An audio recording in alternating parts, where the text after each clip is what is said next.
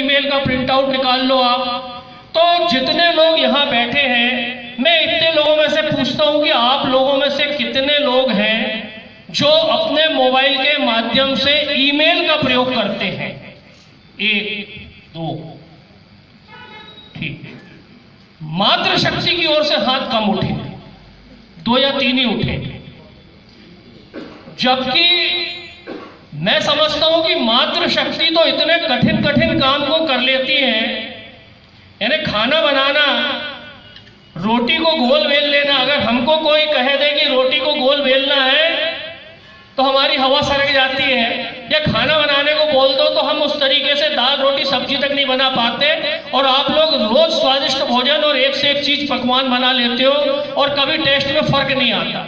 तो इतने कठिन कठिन काम आप लोग कर लेते हो, परंतु आपके पास मोबाइल होने के बाद भी आप उसका समुचित उपयोग, प्रभावी उपयोग जो करना चाहिए वो आप लोग इसलिए नहीं कर पा रहे कि आपको लगता है कि यार कौन करे और कैसे समझे।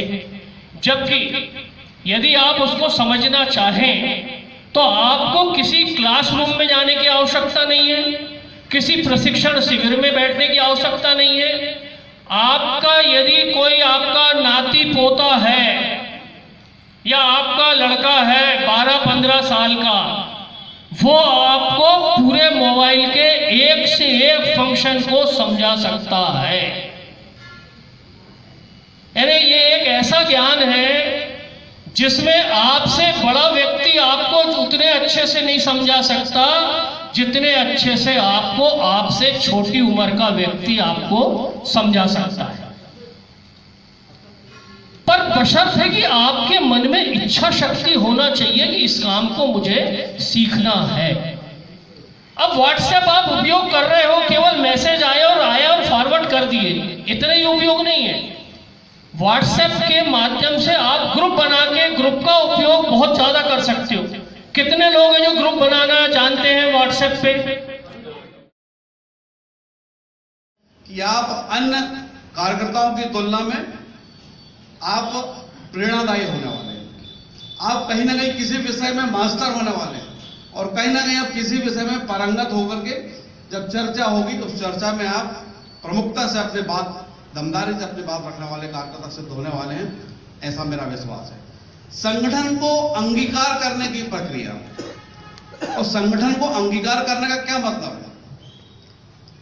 परम पूज्य गुरु जी के बारे में हम काफी सुनते हैं, राष्ट्रीय स्वयंसेवक संघ के सरसंघचालक रहे हैं। उनके बारे में कहा जाता है कि उनको भारत माता ने दर्शन दिए थे और यह कहा जाता है कि उन्होंने देश को अंगीकार किया हुआ था। क्या मतलब? जब केरल में कोई विद्रोह होता था, केरल में अवस्था होती थी, तो परम पूज्य गुरु जी के हाथ पैरों में दर्द होने लगता था। जब जम्मू कश्मीर में कोई विवाद होता था तो परम पूज्य गुरु जी के सिर दर्द होने लगता था। ये अंगीकार कि जैसे देश की परिस्थितियां हैं, जिस देश में, जिस प्रदेश के जिस हिस्से में अवस्था हो रही है, हमको भी वैसा ही महसूस होना। संगठन के मामले में हमारे शिल्पकार कुशाभाऊ ठाकरे, कैलाश जी खंडेलवाल के बारे में कहा जाता है कि उन्होंने भाजपा के संगठन को अंगीकार किया था और कैसे भाजपा को अपनाना, भाजपा की चिंता करना, भाजपा के कार्यक्रम की चिंता करना, उसके बारे में वो चिंतन करके आगे रणनीति बनाया करते। बंधुओं, निश्चित रूप से बहुत सारे विषय, लगभग 10 विषयों पर हमारी चर्चा होनी है। सारे विषय कहीं ना कहीं से हमारी पर्सनालिटी डेवलपमेंट को लेकर के, कहीं ना कहीं से हमारे विचारों को परिपक्व करने वाले हैं और कहीं ना कहीं से हमारी जानकारी को और पुख्ता करने वाले विषय हैं। मुझे जैसा अशोक जी ने बताया, आत्मनिर्भरता और राष्ट्रीय सुरक्षा, उसके साथ इस पर आपसे चर्चा करनी है। मैं संक्षेप में, चूंकि प्रथम वक्ता और प्रथम सत्र में काफी समय हो गया, इसलिए मेरे सत्र को 10 मिनट 12 मिनट थोड़ा मुझे शॉर्ट करने के लिए कहा गया, इसलिए लगभग 30 मिनट में अपनी बात में समाप्त करूंगा। बंधुओं, में शुरुआत पर निकले। दूसरे चाणक्य, जो बिखरी राष्ट्रीय शक्ति को संगठित कर अर्थशास्त्र धारणा का उत्तरदायित्व लेकर साम्राज्य की स्थापना की ओर बढ़े और भारत के आजाद होने के बाद जिनके हाथों में सत्ता थी उनके सभी निर्णय पाश्चात्य संस्कृति के प्रतिबिंब पर आधारित थे, जो देश के अनुकूल नहीं थे, और अस्पष्ट विचारों के आधार पर सारी योजनाएं बनने लगी थी। तब हमारा आधार एकात्म मानववाद के रूप में स्पष्ट भारतीय दृष्टिकोण को नए सिरे से सूत्रबद्ध करने का काम पंडित दीनदयाल उपाध्याय जी ने किया। लेकिन जवाहरलाल नेहरू, जो पाश्चात्य से प्रभावित थे और अपने देश को दूसरे देशों के मुकाबले सुसंस्कृत नहीं मानते थे, वहीं महर्षि अरविंद, बिपिन चंद्र पाल, राजनारायण बसु, रविन्द्रनाथ टैगोर, बाल गंगाधर तिलक जैसे कुछ ऐसे नाम थे जिन्होंने भारत को एक सभ्यता के रूप में देखा और भारतीय राष्ट्र की हजारों साल पुरानी सभ्यता की निरंतरता की आवश्यकता को समझा। इन्होंने भारत की राष्ट्रीयता को एक सभ्यता के रूप में लिया, एक राष्ट्र के रूप में देखा, एक बौद्धिक और संस्कृति की विरासत के रूप में देखा। आधुनिकता और देश यदि कोई है तो अमेरिका है, चाइना है, रशिया है, जापान है। लेकिन जब से मोदी जी ने सत्ता संभाली है, जब से मोदी जी ने इस देश के प्रधान सेवक का पद संभाला है, दायित्व संभाला है, तब से सारे विश्व को समझ में आ गया है कि भारत इनसे किसी भी हालत में पीछे नहीं है। विदेश यात्रा ऐसे ही नहीं करते थे। विदेश यात्राओं के परिणाम मोदी जी ने दिए हैं कि आज पाकिस्तान और चाइना जैसे देश सारे विश्व से अलग हो गए हैं और विश्व के अनेक देश, अधिकांश देश भारत के साथ खड़े हैं। और यही कारण है कि चाहे संयुक्त राष्ट्र की बात हो, चाहे भारत पाकिस्तान की विषयों को वहां पर रखने की बात हो, विश्व के अधिकांश देश नहीं बल्कि सारे देश भारत का साथ देते। यह मोदी की कूटनीतिक सफलता का परिणाम है। जहां कूटनीतिक व्यवस्थाओं में मोदी जी लगे हैं, वहां फील्ड पर भी सर्जिकल स्ट्राइक, एयर स्ट्राइक, इन सब माध्यम से हमारे देश की जनता का, हमारे देश के सैनिकों का मनोबल बढ़ाने का काम माननीय मोदी जी कर रहे हैं। और यही कार्य भाजपा के कार्यकर्ता होने के नाते हम सबको कर रहे हैं। बहुत तो निश्चित रूप से जो टुकड़े टुकड़े गैंग है, जो जेएनयू गैंग है, जो गुपकार गैंग है, उसका एकमात्र काम यह है कि मोदी जी के किसी भी कदम की आलोचना करना, उसका विरोध करना। हम भाजपा के कार्यकर्ता हैं, दायित्व में हमारे ये आता है कि हम भाजपा के कार्यकर्ता होने के नाते इन सारे विषयों को समझें कि क्यों हमको सर्जिकल स्ट्राइक करनी पड़ी, क्यों हमको 370 लगाने पड़े, क्यों हमको 3 तलाक जैसे विषय पर देश की जनता के सामने जाना पड़ा। जब तक हम इन विषयों को समझेंगे नहीं, तब तक हम इन टुकड़े टुकड़े गैंग के सदस्यों का, गुप्कार गैंग के सदस्यों का जवाब नहीं दे पाएंगे। और इसलिए इन प्रशिक्षण के माध्यम से निश्चित रूप से हमको कहीं ना कहीं से वो पावर मिलने का काम, वो एनर्जी मिलने का काम होने वाला है, जिसकी हमको आवश्यकता है। तो मैं आप सब लोगों से, लगभग 30 मिनट हो गए, मैं आप सब लोगों से अंत में यही कहना चाहता हूं कि आत्मनिर्भरता और उसके साथ राष्ट्रीय सुरक्षा के साथ साथ जो अन्य विषय हमारे वक्ता लेने वाले हैं, विजय झांझी जी हमारे मित्र और हमारे छिंदवाड़ा भाजपा भारतीय जनता पार्टी के वरिष्ठ कार्यकर्ता यहाँ उपस्थित हैं, वे भी इसके बाद शायद अपना विषय लेने वाले हैं। गंभीरता से इन विषयों को सुने और उन विषयों को समझते हुए बाहर जाकर के अन्य कार्यकर्ताओं को प्रेरणा देने का काम करें, स्वयं एक प्रशिक्षित हों और दूसरों को प्रशिक्षण देने का काम करेंगे, ऐसा मेरा मानना है। आप सबने मेरी बात शांति सुनी, बहुत बहुत धन्यवाद। तो हमारा क्या होगा, हमारा नाम कैसे होगा, हम तो बनाते नहीं थे।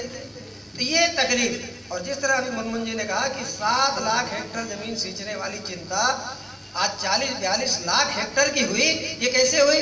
ये अंत्योदय ध्यान में था कि मेरे गांव का वो गरीब किसान, वो छोटा किसान, 1 एकड़ 2 एकड़ का 4 एकड़ का छोटा किसान जो अपनी जिंदगी बड़े मुश्किल से खेती पर आधारित है, सिंचाई के लिए पानी नहीं है, 18% का ब्याज लेकर के कर्जा चुकाने की स्थिति नहीं बनती, जब खेती नहीं पकती और आए दिन हमारा फसलें नुकसान हो जाती है, तो उसके लिए तालाब बनाने का काम ही नहीं किया। उसको खेती में सहयोग करने के लिए 18% के ब्याज को घटाते लाकर 0% पे लाके किया। किसने किया ये सब भारतीय जनता पार्टी के कार्यकाल में हुआ। यदि किसान के लिए पीड़ा नहीं होती, उस अंतिम छोर में रहने वाले किसान की पीड़ा नहीं होती, तो क्या 0% ब्याज करते हैं क्या? ये प्रश्न पूछा जाना चाहिए, जो आज कांग्रेस के लोग कहते हैं ना बड़े हम किसानी के बड़े हितैषी है, और भारतीय जनता पार्टी हत्यारी पार्टी किसानों की। अरे हत्यारी तो तुमने किए थे जब बैतूल में तुम लोगों ने कांग्रेस के दिग्विजय सिंह के कार्यकाल में गोली चली थी और 18-19 लोगों को गोली चला के मार दिया था। हमारे जिले में केवल पानी को लेकर के राजेश राय की हत्या हो गई थी, ये सबको अच्छे से याद है। तो ऐसा नहीं है, ये हमको अपना इतिहास भी याद रखना पड़ेगा कि हम अंत्योदय से हम और हमारी पार्टी कितने जुड़े हैं। तो किसान कितनी चिंता करी, और फिर 2003 से चलते चलते 18 आते तक शिवराज सिंह जी के ध्यान में एकात्म मानववाद और अंत्योदय कूट कूट के भरा है उस व्यक्ति में। और मुख्यमंत्री रहते हुए पूरी एक एक योजनाओं को उतारा। वो योजनाएं बताने की आवश्यकता है क्या, सब जानते हैं। यदि भारतीय जनता पार्टी की सरकार नहीं होती तो क्या इस 15 साल में मध्य प्रदेश की इतनी समृद्धि दिखती क्या हमें? संबल जैसी योजनाएं, गांव की बेटी जैसी योजनाएं। मुझे भी शिक्षा मंत्री बनने का मौका मिला था, तो उस समय पर हमने इसी अंत्योदय के ध्यान में रख के क्या किया था, मैं शिक्षा मंत्री बना। मैं देखता था कि गांव का बच्चा, गरीब बच्चा फटे कपड़े पहन के आ रहा है। हेलो, ज्यादा आवाज नहीं होगी? नहीं, ठीक है। हमारी सरकार ने खुद अपने हित में नहीं बनाया या किसी उद्योगपति के हित में नहीं बनाया। आज पंजाब और हरियाणा के जो किसान हैं वो क्यों इस आंदोलन में आ रहे हैं? ठीक है, वहां आड़तिया दलाल लोग भी हैं, किसान भी उस हड़ताल में हैं, लेकिन वास्तविकता यह है एमएसपी आज हमारा किसान समझ रहा है कि हमारा धान का एमएसपी 1850 रुपए है, हमारी धान 1850 में बिकना चाहिए। आज हम ये समझते हैं, लेकिन आपको ये बताना चाहता हूं हरियाणा पंजाब का किसान आज ये नहीं आएगा, उसके पहले वो लोग इतने इस एक्ट के पहले से ही लाभ उठाते आए कि जो एमएसपी थी 1850 में ही वो बेचते थे। उनको इस बात का वह है कि मोदी जी ने पूरे देश में एक कानून लागू कर दिया, हर प्रदेश का किसान लाभ उठा सकता है उस योजना का जो हमारा एक्ट बना है। अगर 1850 में पंजाब में हरियाणा में बिकेगी धान, उस 1850 में हमारे मध्य प्रदेश में भी उस रेट का फायदा मिलेगा। वो आड़तिया दलाल थे जो हमारे हर प्रदेश से माल लेके जाते थे। उस जो योजनाएं आई है हमारी आई है 2004 से लेके 2014 तक, इस कालखंड के बाद इधर जितनी सरकारें आई आप समझ लें, 89 के बाद जितनी सरकारें बनी, 99 तक जब अटल जी प्रधानमंत्री बने आखिरी बार, बीच की जितनी सरकारें आई, इन सरकारों का कोई अपना सैद्धांतिक आधार नहीं था। ये सब सो कॉल्ड सेकुलरिज्म के नाम पर इकट्ठी थी कि हम धर्मनिरपेक्ष ताकतें हैं, इस देश की धर्मनिरपेक्षता का ठेका इनके पास था और उसके आधार पर ये राजनीतिक ताकतें इस देश में अपनी सरकार को स्थापित करने का प्रयास कर रही थी। और इनने एक बात घोषित रूप से कह दी थी कि अब इस देश में कभी पूर्ण बहुमत की सरकार नहीं बन सकती। और इसीलिए जो जातिवाद के आधार पर विभाजन समाज का शुरू हुआ, तो जातिवाद के आधार पर राजनीतिक दल भी खड़े हुए और इसलिए मुलायम सिंह का दल खड़ा हो गया उत्तर प्रदेश के अंदर जातिवाद के आधार पर। एक परिवार की एक छत्र छाया में पूरा उत्तर प्रदेश आ गया। लालू का दल खड़ा हो गया जातिवाद के आधार पर। एक राजनीतिक व्यवस्था के ऊपर पूरे बिहार को नियंत्रित करने का प्रयास किया गया। या दूसरे अन्य दल भी जो पैदा हुए वो व्यक्ति आधारित राजनीतिक दल हो गए, उनमें कोई राजनीति की बड़ी सोच नहीं थी। छोटे छोटे विषयों को लेके अलग अलग, जिसको कहते हैं कोकर मुत्ते जैसे उठते ना, ऐसे राजनीतिक दल देश भर में बन गए और सबने क्षेत्रीय छत्रप के नाम पर अपना अपना एकाधिकार स्थापित करने का प्रयास किया। उसमें अन्य राजनीतिक दल भी हैं जो एक एक क्षेत्र में सिमट के रह गए और ये राजनीति इस तरीके से चलती रही। 1999 में जब अटल बिहारी वाजपेयी की सरकार आई, अब ये जो भारतीय जनता पार्टी है इसकी अपनी यात्रा चल रही है। 1999 में आपकी सरकार बन गई। मूल कथानक है, संघ वो मूल परिवार का वो मूल व्यक्ति है जो उस बरगद के पेड़ की तरह है जो 1000 वर्ष तक बड़ा होता रहता है, जड़ें निकलती रहती हैं, उन जड़ों से तने बनते रहते हैं, उससे नए वृक्ष तैयार होते रहते हैं। और जब 1000 वर्ष के बाद कोई व्यक्ति उस बरगद के पेड़ को देखता है तो ये नहीं बता पाता कि इसका मूल वृक्ष कौन सा है और जो चारों तरफ दिखने वाला इसका व्याप है वो क्या है? राष्ट्रीय स्वयंसेवक संघ हमारे इस परिवार का सबसे बड़ा सदस्य है। और अगर मैं कहूं कि हमारे इस परिवार का कुल पुरुष है, तो संघ के अंदर कहा जाता है कि हम सबका एक ही गोत्र है, और वो है हेडगेवार गोत्र। डॉक्टर केशव बलिराम हेडगेवार एक प्रखर राष्ट्रभक्त, डॉक्टरी की पढ़ाई की, 1916 में वापस लौटे। कलकत्ता में थे तो क्रांतिकारी गतिविधियों में लिप्त थे। बम बनाना, पिस्तौलें घर से घर पहुंचाना, पत्रक छापना, बैठकें लेना, रात रात भर जागना, और क्रांतिकारियों के बीच में अच्छी पैठ उनकी बन गई। और जब वहां से डॉक्टरी की पढ़ाई पूरी करके नागपुर पहुंचे तो उन्होंने एक निर्णय लिया कि मेरी भारत माता को स्वतंत्र करने के लिए मैं कार्यरत रहूंगा जीवन भर, विवाह नहीं करूंगा। अविवाहित रह करके युवकों को साथ में लेकर उनको संगठित करते हुए पूरा जीवन राष्ट्र के लिए समर्पित करूंगा। चाहते तो निश्चित रूप से डॉक्टरी कर